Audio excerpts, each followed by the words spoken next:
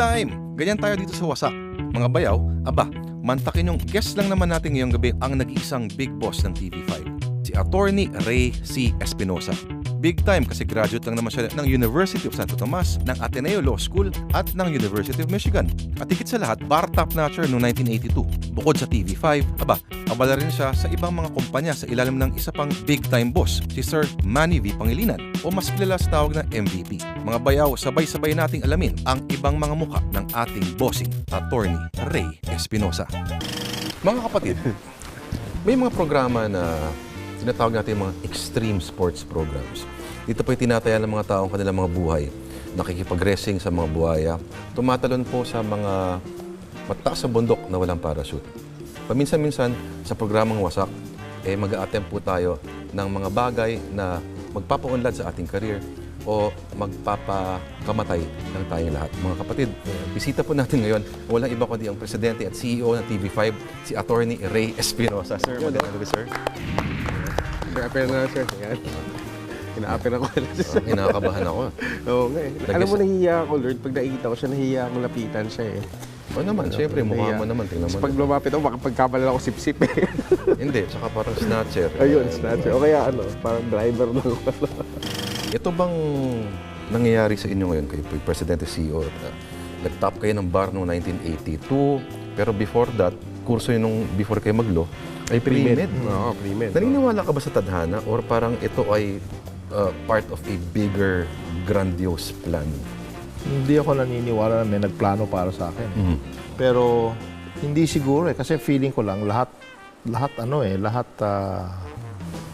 pinagbuhusan ko ng pawis talagang dugo, ganun, oras. Yung path yung papunta talaga. Oo. So, hindi siya easy path. Kailangan talaga magpursige ka kasi hindi naman kami galing sa mayaman na pamilya. So, Batang Sampalo kayo. oo, Laloma. Laloma. Limasa lang. Kasi sa likod ng bahay namin, Laloma na.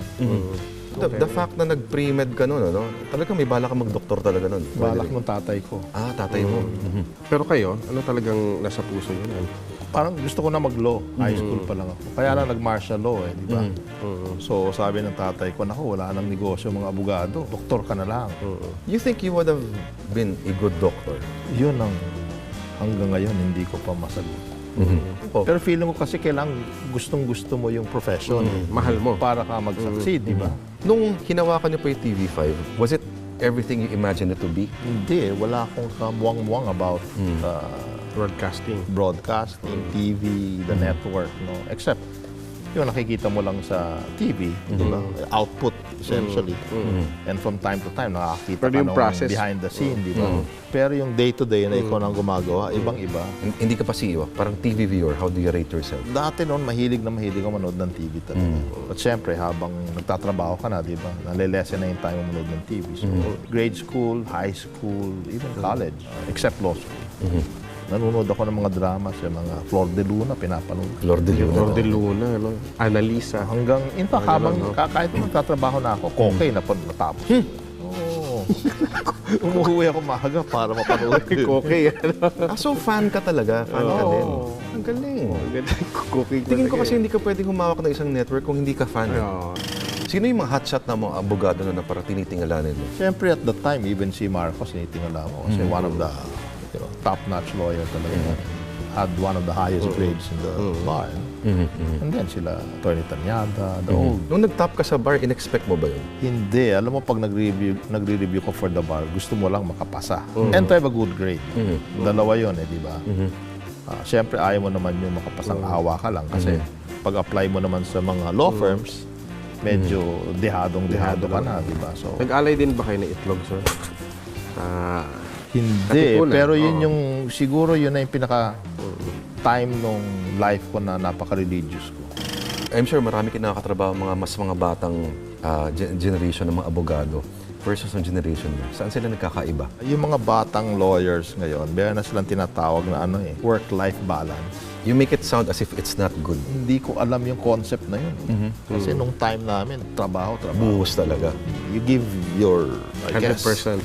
You're 100%. No? You don't look for this quality of your Life. free time and life. It's Ano yung mindset niyo noon the night before nag-take kayo ng bar? your confidence only is up to a certain limit. But there's always that uncertainty na papasa ka ba. No? So talagang ibubuhos mo. Ako, I studied like there was no tomorrow. Sinasabi nila na isang sikreto din daw sa bar exams, yung galing mo sa pagsulat at pangalawa, yung handwriting mo. Maganda mo ba handwriting ng Attorney Ray? Hindi maganda ang handwriting ko, pero talagang pag nag-bar exam, kailangan maayos ang penmanship. Kasi at least maintindihan yung binabasa. Well, yeah, and also because, di ba, ilan libo ang nagtitake na exam? 4,000, 3,000, 4,000, minsan 5,000. Eh, yung nagkukorek nun, Correct. Tao lang din. tao din, di ba? Ito, pak. So, meron yung sinusunod na ilang booklets per day, kukorek niya para umabot siya dun sa deadline. Eh, pag medyo nasa huli ka na, di ba, gabi-gabi na. Di ba, ang fear mo, pag hindi na mabasa yan, baka Babagsak na yan. in a score of 10, bigyan ka na lang ng 1, di ba? Mabwisit na lang na hindi mabasa. Pangit na ito. So, iingatan mo talaga. Anong reaction yun? Nalaman niyo na number 1 kayo pala sa bar? Nalaman ng nanay ko ahead of me. Kasi ako, pumasok na ako for work. Pero the day before, inalis ko na lahat ng gamit ko sa office room eh. Kasi kung bagsak, di ba, kaya nang hindi ko, hindi na ako magpapakita. Kunyari nga, sabihin lang natin, kung bumagsak kayo nun, anong gagawin nyo nun? Eh, siguro susubo ka uli, di ba? Kailangan. Kaya binigay ng Diyos si Claro M. Recto. Yun. Para mag-take 2 ka lagi. Hindi, pero meron ako mga kilala nag-take 2. Then they okay did naman very sila well. ngayon. They may not have topped the bar, but their scores were very good. 85, 86. So, mahirap gawin yun for me. Between yung pumasa the first time, tsaka yung take 2, tapos naka-85, 86 ka. Bakit may Saludo. Eh, di ba kasi may fear ka pressure na din sa'yo yun, eh. Pressure mas tremendous eh. Bukod dito sa Candy Crush na naman yan, ano pang ibang Wala, games wala. dyan? Wala siya Candy Wala ba Crush Candy doon? Crush yan? Oh, mahalaga to. Malaga. Ano yung mga apps na lagi niyong ginagamit dyan, Attorney? Interaction. Ayan, action, syempre. Yung mga hindi naman pantrabaho ng mga apps, sabihin. Meron din akong Facebook dito. Meron din, kasi mga pinupuntahan ko yung may kinalaman sa batas eh. Meron din ba kayo dyan? Mga ganyan. Wala ako. Wala. No? Tulad ng mga barely legal, may kinalaman sa batas yun. Attorney, di ba? Meron din. Meron din, oo. Mga art films, meron ba kayo dyan, Attorney Ray? Hindi dito.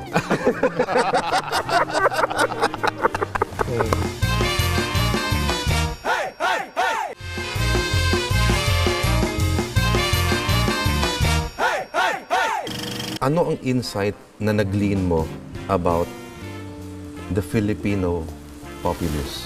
Primetime is all primetime drama. Cheers pala muna tayo, di ba? Yun, no?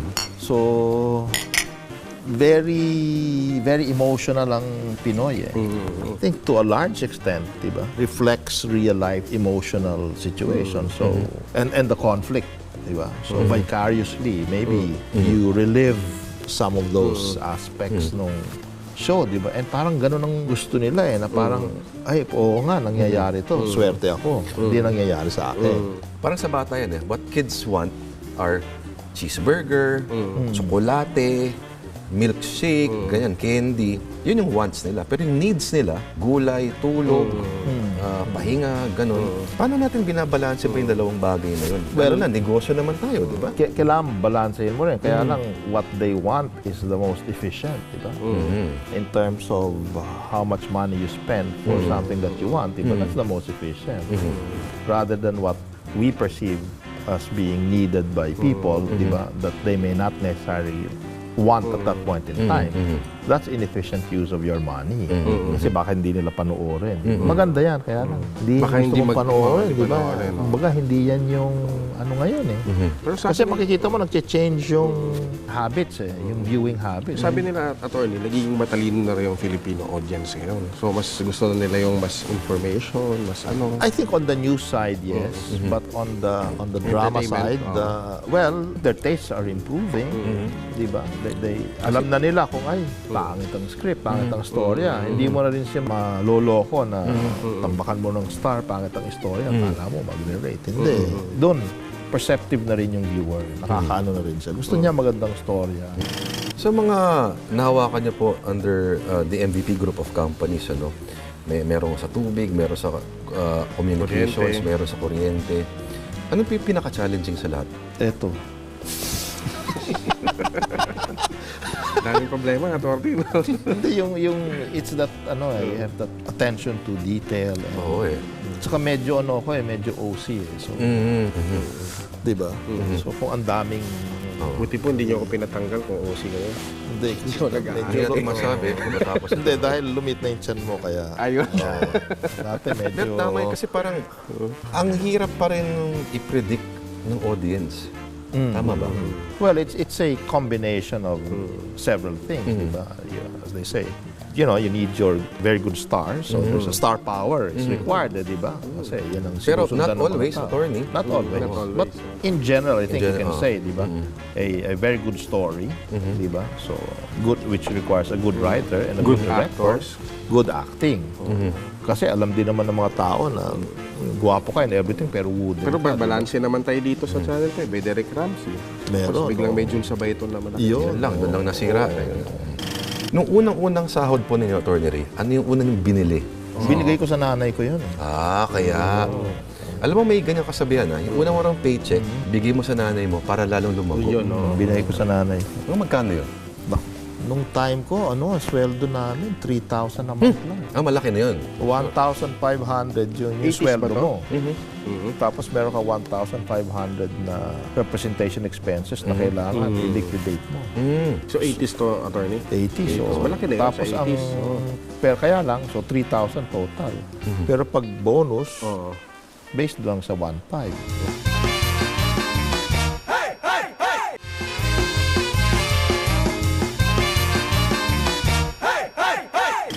Sa lahat po ng mga artista sa TV5, personalities, sino po pinakamaganda para sa inyo? Yan ang wantay tayo na. Pwede ba initial na lang? Derek Ramsey. Maganda, sabi mo. Hindi ba Maganda eh. yun? Magandang lalaki. Magandang. Magandang lalaki. Ako, Initial nga eh. Kayo po? ako AD. AD. Yan. Iba yun. I can Kasi bata feel pa it, lang ako. no? Oo, I can feel it. At inamin ko sa kanya yun. Medyo sabihin natin, nakainom ako nun. Nakatabi ko sa tour bus. Swerte ka. Iba. Ako from a distance lang. Atin lang, attorney, sino naman yung problematic? Tayo lang naman nakakarinig. Wala. Wala ba? Ano problematic? Problematic. Wala. Ano yun? Relative lang lahat yan. Okay. Parehas lang. Si Mr. MVP, no, yung ating bossing, ano yung pagkakapareho ninyo in terms of attitude towards work? Kasi alam natin, workaholic talaga si MVP. Yun. So wala ka rin Pasko, ganun? Meron naman. Hindi rin ako mabakasyon. Hindi ako mapakali. Hindi kayo mahilig sa beach, no? Hindi. Hindi. Sports, hindi ka mahilig sa sports. Hindi rin. Let's drink to that. Yan, no? Nag-further studies ka pa sa Amerika, no, Attorney Ray, no? Sa Michigan, tama? Kamusta yung experience na yun? Lamig eh. Malamig. Pero gano'n, sabi nga nila Asian, ako natutulog ako alas 2 eh. Alas 2? May madaling Umaga araw. kasi nag-aaral ka eh, di ba? Grabe. Napakasimple ng paradigm, no, Jun, ano? Magsipag ka. Ito yun. Yun lang, no? I think even today, no, hindi mo naman pwedeng sabihin unless talagang, well, mayaman ka, but then again, di ba, gusto mong pinaghirapan mo, pinagpawisan mo. Pero naniniwala ka ba sa swerte, Attorney Ray? Kasi marami rin mga masisipag sa mundo. Pero hindi siniswerte. Oo. Well, oo din, no? Pero actually, di mo rin alam ano ba ibig sabihin talaga ng swerte. Di ba? Coincidence lang naman yan, di ba? Medyo confluence ng mga factors, not necessarily luck. Speaking of that, Kataon lang. ikaw ba'y naniniwala sa feng shui? In my heart of hearts, hindi. Okay. Kahit naman hindi totoo, di ba? Ano ngayon kung hindi mo sundin? Pero para sa akin, hindi ko maintindihan yung gano'n. Kayo ba na MVP, libre ba yung mga kuryente nyo at Hindi, telepono at mga tubig? Walang gano'n. Walang ganon. Nagbabayad Eh, ba? sinesweldoan ka naman, di magbayad ka. Di Yung ba? smart din, libre din. Hindi. Well, of course, you get an office. Oo. Di ba? Pero yun lang yun. But you have to use it for office. Pero nagamit nyo na ba minsan yung influensya, no? Kunyari, may problema kayo sa Bill Semeral po ninyo. Si Attorney Espinosa to. Ako personally, hindi. Kasi nahihiya ako eh. Talaga? Ikaw, Kahit attorney, sa pwede ba kitang gamitin? Gusto mong pakabit na signal. Pwede. Pwede, Customer ka eh. Ayun.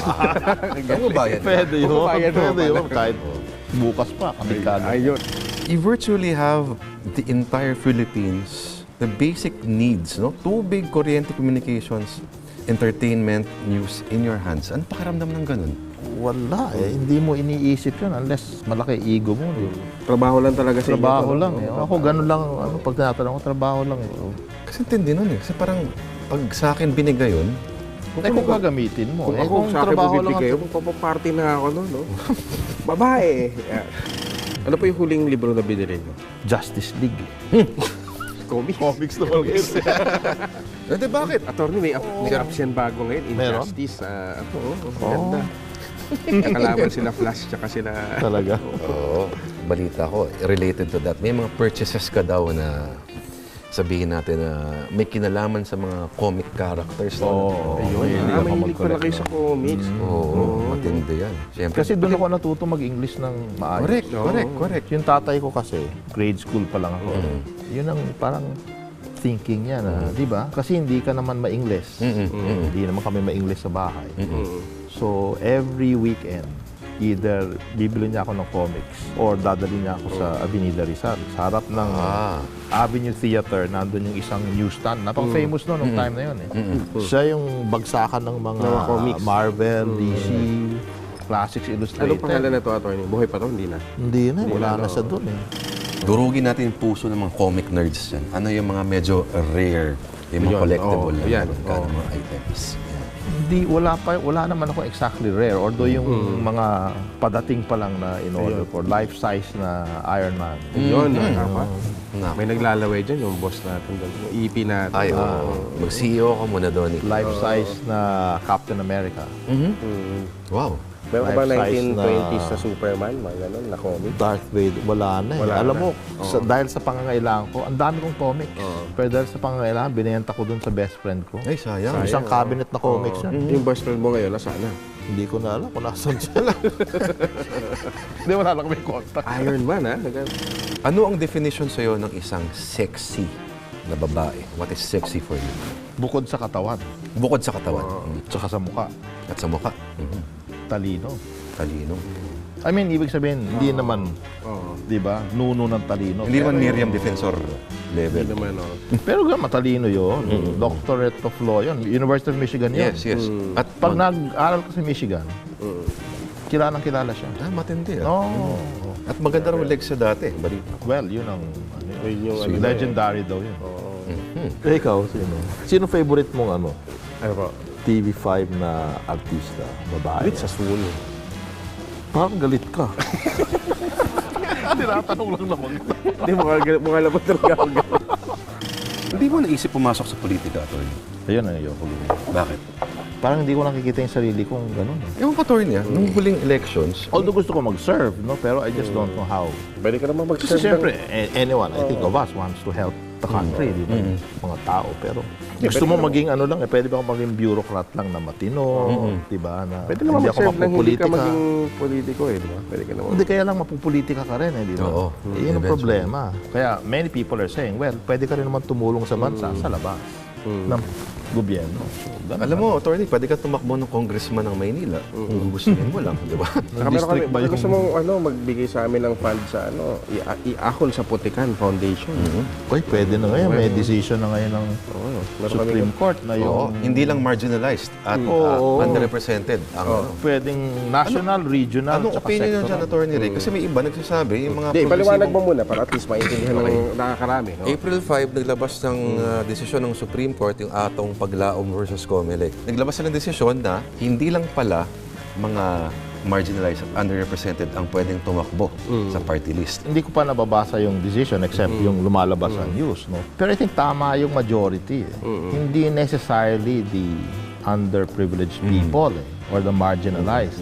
Part lang yun ng buong party list system. I think yun naman ang sinasabi niya. Hindi naman sinasabing hindi para sa inyo to, no? Kasama kayo dito. Kaya nga yun yung sectoral. Pero merong ibang grupo na dapat din merong ganong representation. Halimbawa, National Federation of Television Workers, di ba? O kaya yung Hindi pwede banana yun. attorney. Or yung mga banana growers. Ba't hindi pwede yun? Attorney, saan mo nakikita ang TV, let's say, mga 30 years from now, saan siya pupunta? The essence of the content has Kunyari, remained the nanonood same. ka ng Flor de Luna noon. Oo, May mga traces sa Flor de Luna pa rin ba itong mga pinapanood natin Oo sa naman, prime di ba? time? Kasi nga yung emotions nun. Sino nga ba si Flor de Luna? Janice de Belen, all. Kalaban niya yung Ano yun, analisa. di ba? Parang formula yan, equation. Kaya lang, mas nagiging mas magaling, di ba? Execution, iba na. Mas mabilis na yung kwento. Oo. Pati yung mga techniques sa filmmaking, iba na, di ba? Ano yung masasabi mo na medyo pinaka-trying o pinaka-challenging na face mo as presidency of TV5? Kunyari, yung nangyari kay Willie Revillame, yung kay the John case. Madugo ba yun? Yun, kasi ano yun di ba? It affects the reputation of the network. Tsaka moral yung pinag-uusapan. Oo. Although I have to say, objectively, hindi ako naniniwalang sinadya niya yun o ginamit niya yung bata, para lang papaganda yung show niya. Minsan kasi, di ba, in the swirl of the, hindi mo naisip yun. Pero kasi siya, mabait siya I understand he has a lot of charities that he doesn't want to speak about. So, hindi siya yung type na manggagamit ng ganung bata. What do you think about social media? Gaano ba kalaki ang epekto niyan sa TV? Malaki. Well, hindi lang sa TV, sa tao, sa pag-form ng opinion ng mga tao. It's the most unbridled medium. Si MVP may Twitter account na. Oo. Kasi Kayo po may ba? pumipeke nung Twitter account ko, sabi niya, might as well, di ba? Oo. Kayo po ba? Meron din, pero lurker ako. Okay. Ingat ka dyan, yung mga tweet mo. Ayun, Naglo-lurk si Atty. Candy Crush po, wala po. Wala. Subukan niyo, attorney. Mag-Candy Crush. Sino mga pina-follow niyo sa Twitter? Ano Lurker naman na din. yun. Secret na yun. Kasama ba dyan? Initial. Ay! Initial. Atty. Ray, sa mga nanonood po sa atin, ano ang mga last words po ninyo? Maraming bagay, Sa mga nangangarap maging managers, CEO, sa mga nangangarap maging abogado, Ayun. sa mga nagtatrabaho sa TV. Tatlong aspekto. Sa mga nangangarap maging abogado, talagang hard work. Talagang kailangan magbuwis ka ng pawis, magbuwis ka ng hirap, dugo. Sa kailangan, mahal mo yung batas Yun. Para sa akin, pag hindi mo mahal yung batas, kung gagawin mo lang yan kailangan ko lang to kasi kailangan ko mabuhay, hindi ka magiging magaling na abogado. Sa mga nangangarap na maging mga managers, CEO. Yan. Kailangan talagang kakabisaduhin mo yung negosyo. Kailangan yung Alam mo dapat kung ano pinapasok mo. alam mo yung maano ka sa detalye. Hindi mo dapat maltratuhin ang mga tao. Number one sa akin yun. Kasi pare-pareho lang ang kinakain natin. Yan.